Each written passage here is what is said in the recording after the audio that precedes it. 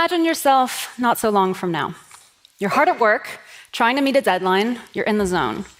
When a notification pops up on your phone, your headphones have detected that your brain is reaching its limit, and you need to take a 10-minute break now to stay as efficient as possible.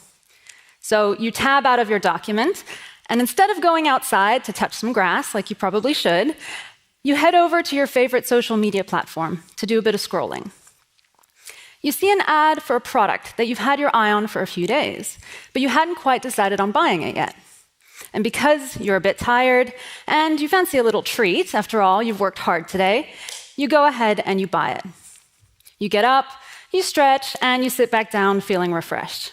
Your headphones pick up this new burst of energy and switch on your favorite focus mode playlist, and you get back to work. This might sound like total science fiction, but it's actually not. Every part of that story is already possible today. Let me explain. The device I'm talking about uses EEG, electroencephalography, a technology that's been around already since the 1920s. It picks up the brain's natural electrical activity through sensors on the head or on the ears. EEG is crude. It cannot read individual thoughts. But because we've studied it in a lab for over a century, certain patterns of activity we understand quite well, like focus, engagement, fatigue, even mood and some emotions. Today, EEG is getting cheaper and more portable, and it can be packaged into headbands, headphones, and even glasses. With artificial intelligence, these devices can now analyze brain signals in real time and give you notifications, insights, and feedback on your brain and your behavior, all from the comfort of your own home at an increasingly low cost. By quick show of hands, who in this room wears a smartwatch to track your vitals? Quite a few of us. Well, the devices I'm talking about are often marketed as a smartwatch for your brain. And they could have real benefits, helping to address the global mental health crisis, for instance, because they help you to manage stress, they help you to calm anxiety and prevent burnout. Medical versions of these devices treat migraines, depression, ADHD, epilepsy, and even Alzheimer's disease. And they might not only support health and well-being, but also strengthen the very capacities we rely on to participate in democracy: attention, reflection, reasoned decision-making. The market for these devices has grown exponentially over the last 10 years. The headphones that tell you when to take a break, well, they're already on sale in the US, and they will be in the EU any day now. In fact, there are at least 80 consumer neurotech companies with at least one or more device on the market already, and there are at least another 70 with products in development coming very soon. And of course, big tech is taking an interest. With patents, acquisitions, investments already trickling in, neurotech may soon be a standard part of the devices sold by companies you know very well. So we have to ask, what more can these devices do? What happens when brain data becomes just as easy to collect and analyze as step count or heart rate is today? What else can this data reveal about us, especially when it's coupled with other personal data and accessible AI tools like ChatGPT? I'll give you a couple of examples. In 2023, a YouTuber wired up his EEG headset so that when he thought about biting into a lemon, it sent a specific prompt to ChatGPT. And this was before AI agents. So today, or very soon, you could easily imagine linking a particular pattern of thought to trigger an AI to do almost anything, really. It's basically the dawn of actual wizardry, if you think about it. I've also been experimenting with these. At events and conferences, just like this one, I invite volunteers to record a short snippet of brain data, just a minute of breathing, followed by 30 seconds of imagining something painful, like stubbing a toe. And with their consent, of course, I feed this data, which is just a graph, into ChatGPT. And with no additional training, it can identify how calm their mind was at rest, which is different for everyone, when their attention shifted, and it can even guess what might have drawn their attention. No lab, no fancy equipment, just a consumer device off the internet. And you can try it too if you come by the Tech Impact Corner this morning. My final example. 2 months ago, in a preprint study, Researchers at MIT linked the same device as mine to ChatGPT during a learning exercise.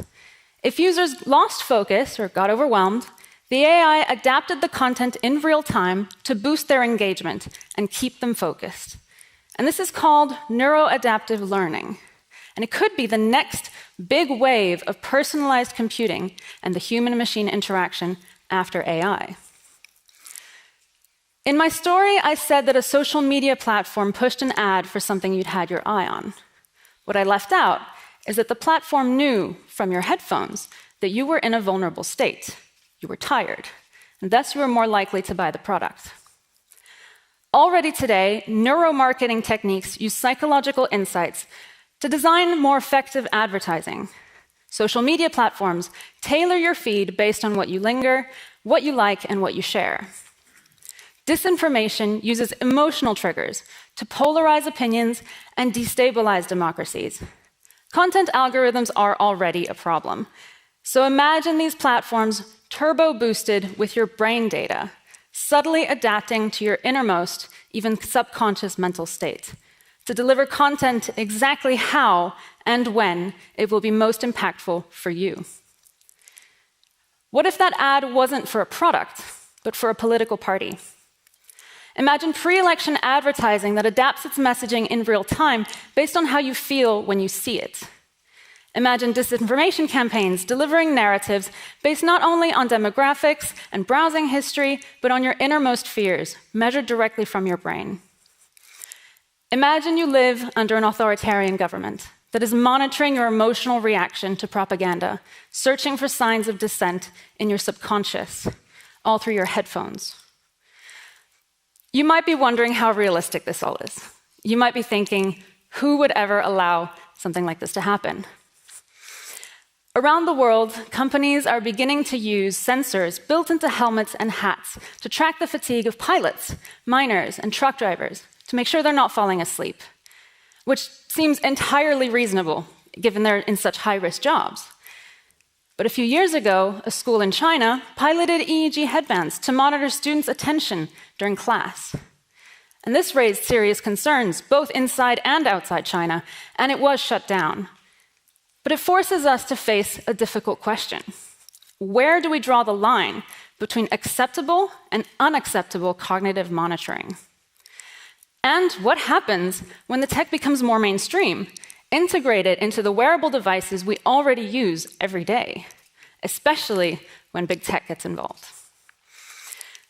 Throughout history, in times of oppression, the mind has been seen as a final refuge. You've heard it in phrases like, "You can take my body, but you can't take my soul," spoken by the likes of Viktor Frankl, Huey Newton, and Mahatma Gandhi. It's the idea that no matter what systems do to us, our mind remains ours alone. But the brain is the seat of the mind. And when the brain is no longer private, the mind isn't either. And the foundations of democratic freedoms begin to erode. The freedom to think, to deliberate, to form opinions, and to change them. When we can no longer think freely without being monitored or influenced, agency becomes an illusion. And without agency, democracy cannot function. The good news is that we are not blind to the risks. At the highest levels, ethical alarm bells have been ringing, and international organizations are already responding. The OECD, the UNHRC, and UNESCO are or have issuing guidelines for ethical neurotechnology. Across the board, they all agree that profiling, manipulation, and subversion of rational decision-making should be prohibited. Certain countries have already taken action. Chile amended its constitution, formally enshrining the right to mental integrity. Mexico and Brazil are following suit, while in the US, California and Colorado have amended their privacy legislation to specifically protect brain data. And these are powerful principles, but we need to go further to operationalize them. Here in Europe, even with the provisions in GDPR and the AI Act against profiling, manipulation, subliminal messaging, the rules on how to handle and protect brain data outside a clinic are unclear. And ensuring meaningful consent, not just clicking accept terms and conditions, is a major challenge. Medical neurotech could be hugely beneficial for treating some of the most debilitating conditions that we know. But consumer neurotech has almost no public oversight, and the potential for misuse is huge. So at CFG, we believe we need a comprehensive, multi-pronged strategy on neurotechnology, with democratic agency and human flourishing at its core. That means prioritizing ethical innovation for unmet medical needs. It means clear, cohesive, and enforceable rules with procedures for transparency, market oversight, and monitoring. And we need broad public discourse on the risks and benefits of neurotechnologies for society. Mental privacy is a human right. And to safeguard democratic agency in the digital age, brain data cannot become another commodity. Thank you.